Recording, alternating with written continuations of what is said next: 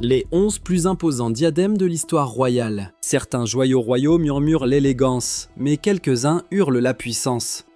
Visualisez des diamants si immenses qu'ils concurrencent des vitraux de cathédrales, des saphirs de la taille de prune, ou des perles ayant couronné des reines en exil et des empires déchus. Ce ne sont pas des parures, ce sont des monuments. Des joyaux si vertigineux, si audacieux, qu'ils ont laissé les salles de bal sans voix et se sont même volatilisés dans le mystère. Vous allez découvrir non pas de simples diadèmes, mais les 11 plus colossaux diadèmes jamais arborés par la royauté. Le diadème de la parure aiguemarine brésilienne. Ce joyau est un spectacle de lumière et de magnificence. D'imposantes aigues marines serties de diamants éclatants, le tout dans un audacieux motif en éventail, qui en fait l'un des plus hauts diadèmes royaux jamais créés. Commandé par la reine Elisabeth II en 1957 à Garard pour compléter le collier et les boucles d'oreilles en aigues marines, offert par le Brésil, il est vite devenu un favori des soirées fastueuses. Mais son histoire ne s'arrête pas là.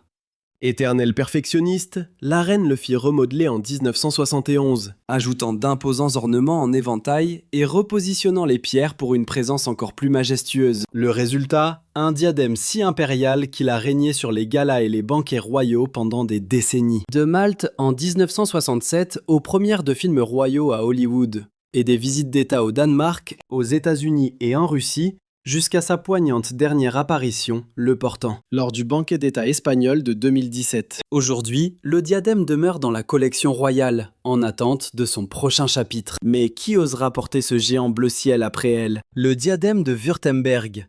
Une forêt de fleurs étincelantes gorgée de saphirs et de diamants. Tel est le spectacle absolument saisissant du diadème de Württemberg. D'une taille imposante et baigné de pierre bleue royale, ce chef-d'œuvre floral est bien plus qu'un ornement. C'est une affirmation de pouvoir et de prestige. Chaque pétale scintille de diamants, tandis que d'énormes saphirs ancrent sa structure, en faisant l'un des plus grands et éblouissants diadèmes de saphir d'Europe. Son origine exacte reste nimbée de mystère. Les historiens pensent qu'il fut hérité par la maison de Württemberg, provenant peut-être d'archiduchesses autrichiennes ou même de la lignée d'Orléans de la royauté française. Ce qui est certain, c'est sa magnificence. Une parure complète de saphir, composée d'un collier, de boucles d'oreilles et d'une broche, accompagne le diadème, consolidant son statut de joyau principal des coffres de Württemberg. L'archiduchesse Rosa le rendit célèbre lors de bals de mariage à la fin des années 50 et au début des années 60, éblouissant les invités par sa prestance.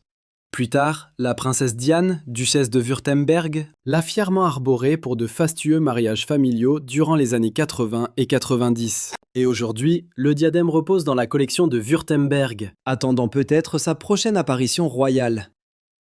Le diadème à boucle de Cartier. Visualisez un diadème d'une telle ampleur qu'il paraît couronner non seulement une reine, mais une dynastie entière. Le diadème à boucle Cartier, œuvre du célèbre joaillier parisien, ébloui par ses arches de diamants entrelacées, chacune surmontée de grappes de diamants, lui conférant une présence monumentale, presque architecturale. Loin des diadèmes délicats, c'est un chef-d'œuvre de taille et de splendeur, conçu pour dominer une salle de bal. Commandé pour la reine Marie-Christine d'Espagne, le diadème est vite devenu l'un de ses favoris. Elle le porta pour des portraits officiels et même au baptême de son petit-fils en 1914. À sa disparition en 1929, le joyau revint à son fils, le roi Alphonse XIII, qui l'offrit en cadeau de mariage à la princesse Maria de las Mercedes. Dès lors, le diadème à boucle devint une pièce maîtresse des galas royaux, en exil au Portugal, des mariages européens et des banquets fastueux. Il a sublimé les têtes de l'infante Pilar et de la reine Sophie, et a même fait le voyage jusqu'à Persépolis en 1971. Il appartient aujourd'hui à la reine Laetitia d'Espagne, qui perpétue son histoire. Mais une question demeure. Ce diadème majestueux redeviendra-t-il le joyau le plus emblématique de la couronne espagnole? Le diadème Meiji à volute. Le diadème Meiji à volute est un bijou hors du commun.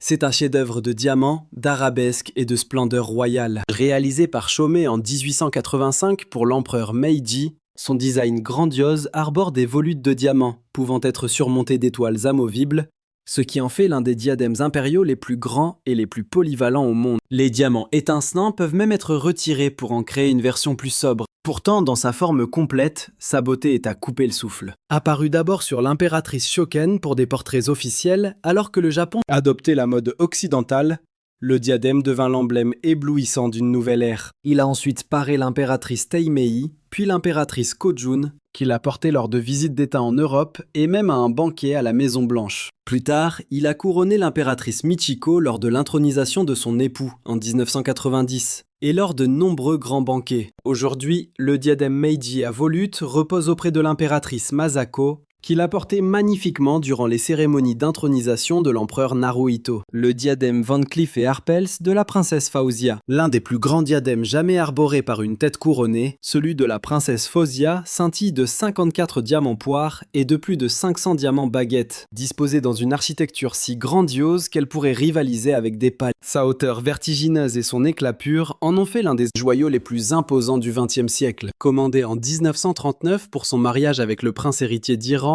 il fit son entrée lors de célébrations somptueuses. Peu de temps après, lorsque Fauziya devint reine d'Iran, il couronna ses portraits royaux d'une splendeur inégalée. Mais derrière cet éclat se cachait une profonde tristesse. Le mariage prit fin en 1948 et Fauziya retourna en Égypte avec son diadème. Même en tant que princesse déchue, elle continua à porter ce bijou à la cour et lors de soirées fastueuses, entretenant ainsi sa légende. Après son décès en 2013, le diadème a discrètement rejoint sa succession. Son emplacement actuel demeure un mystère entier, le diadème Mellerio au rubis des Pays-Bas. Tout commence par le feu, littéralement. Le diadème Mellerio au rubis flamboie dans un embrasement de rubis et de diamants. Ces gerbes majestueuses sont façonnées comme des flammes. Conçu en 1888 par le célèbre joaillier Mellerio, il fut commandé par le roi Guillaume III comme cadeau pour le 30e anniversaire de la reine Emma. La parure coûta la somme colossale de 160 000 florins et n'était rien de moins qu'un trésor royal complet, incluant un diadème, un collier, un bracelet, un devant de corsage, des boucles d'oreilles, une broche et même un éventail. Sa seule dimension en fait. L'un des joyaux les plus grandioses des coffres royaux néerlandais. Au fil des décennies, il apparaît la reine Emma, la reine Wilhelmine, les reines Juliana et Béatrix l'ont porté. Un privilège réservé aux souveraines, présentes et futures. Bien plus qu'un ornement, un insigne de pouvoir. La reine Maxima l'arbore aujourd'hui, avec sa magnificence coutumière. Des visites d'État au mariage princier perpétuant un héritage aussi ardent que ses rubis de feu. Pourtant, derrière cet éclat, une énigme subsiste. Ce diadème majestueux scellerait-il un secret de transformation, connu uniquement de la couronne néerlandaise? Le diadème des Bourbons de Parme. Imaginez une couronne si imposante qu'elle évoquait moins un bijou qu'une constellation de diamants. Tel était le diadème des Bourbons de Parme, façonné à Vienne par la maison Köchert. Il scintillait de diamants ayant appartenu à la duchesse d'Angoulême, fille du roi Louis XVI et de la reine Marie-Antoinette. Avec sa hauteur vertigineuse et ses pierres éblouissantes, il dominait la quasi-totalité des autres diadèmes royaux. Un véritable spectacle de magnificence.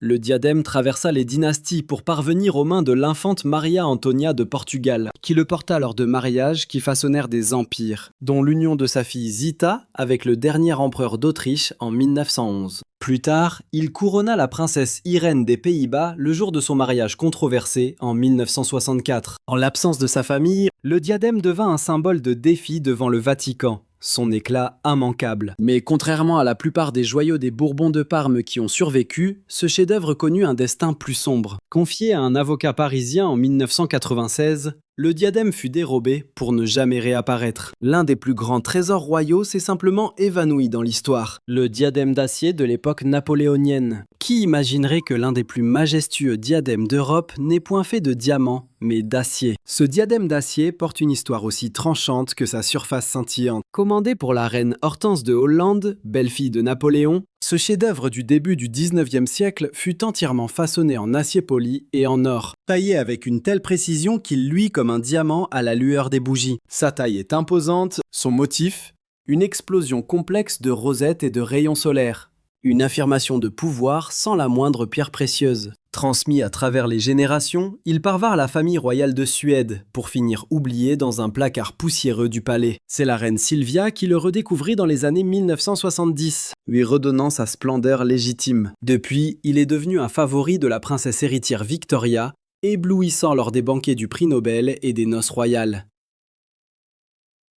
Mais le mystère demeure. Pourquoi un diadème d'une telle envergure, joyau de la cour de Napoléon, fut-il abandonné des décennies durant? Peut-être que l'acier garde encore ses secrets. Le diadème au saphir belge. Quand le roi George VI offrit à la princesse Élisabeth une magnifique parure de saphir en 1947, il posa sans le savoir la première pierre de l'un des diadèmes les plus éblouissants de l'histoire. Des décennies plus tard, la reine Élisabeth II fit créer par Garrard le diadème au saphir belge, une création grandiose assortie à sa parure de saphir.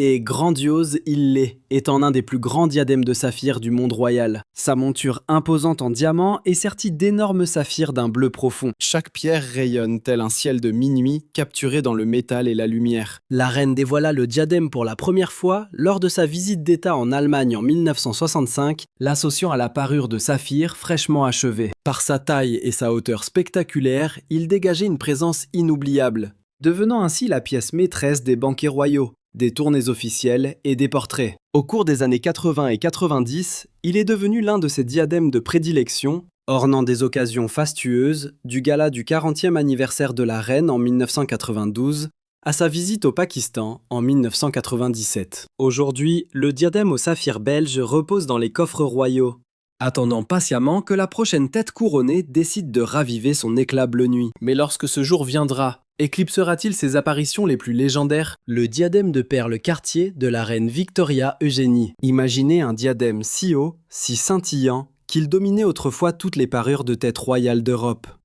Telle fut la création monumentale de Cartier pour la reine Victoria Eugénie. Des diamants flamboyants y dessinent des volutes tourbillonnantes, surmontées de perles fines telles des orbes de lumière, lui donnant l'allure d'une couronne dans une couronne. Ses dimensions seules étaient à couper le souffle, avec ses volutes en cœur et ses diamants éclatants, et ses perles si lumineuses qu'elles semblaient flotter au-dessus de la monture. L'histoire débute en 1906. Lorsque la reine-mère Marie-Christine offrit ce joyau extravagant à la jeune épouse d'Alphonse XIII. Son histoire fut toutefois mouvementée. D'abord serti de perles, le diadème fut démonté dans les années 20 et réinventé par Cartier en une monture de platine aux feuilles de diamant couronnées de perles fines. Plus tard, la reine Héna alla même jusqu'à remplacer les perles par des émeraudes de la célèbre collection de l'impératrice Eugénie, avant de rétablir les perles. Ce bijou spectaculaire fut transmis par la reine Héna à sa fille, l'infante Marie-Christine, avant de rejoindre finalement les coffres royaux espagnols, où la reine Sophie en devint la plus éblouissante dépositaire. Des visites d'État en Asie, au mariage royal du Danemark en 2004, il demeura un symbole de magnificence. Et aujourd'hui, ce diadème monumental brille toujours au sein de la collection espagnole, attendant peut-être d'écrire son prochain chapitre inoubliable. Le diadème de rubis de Bavière. Une vision de splendeur. Le diadème de rubis bavarois ébloui par ses gerbes de rubis et de spinel, qui flamboient parmi les diamants telles des flammes figées dans le métal. Il fut commandé en 1830 par le roi Louis Ier de Bavière pour la reine Thérèse. Le diadème de cette magnifique parure, ainsi que son collier, ses boucles d'oreilles et ses bracelets, furent créés par le joaillier de la cour, Caspar Rylander. Ses seules dimensions en font l'un des diadèmes les plus impressionnants du monde royal. Pourtant, son poids considérable en faisait plus un objet de spectacle qu'un favori. Même la reine Thérèse lui préférait des diadèmes plus petits et légers, comme celui des amoureux de Bavière. Il fallut attendre 1921 et son mariage avec le prince héritier Ruprecht de Bavière pour que la princesse Antonia ose porter cette colossale création de rubis. Des portraits de la résidence de Munich l'immortalisent. Parés du diadème et du collier de feu, leur taille écrasante la rendant à la fois sublime et inoubliable. Depuis lors, le diadème n'a plus jamais orné une tête royale. Il scintille désormais dans le trésor de la Schatzkammer de la résidence, relique intouchable de pouvoir, de beauté et de mystère. Mais pourrait-il un jour réapparaître à la lumière du jour ? Merci de nous avoir suivis. N'oubliez pas de vous abonner à notre chaîne pour d'autres histoires étincelantes. Dites-nous en commentaire quel diadème vous a le plus séduit.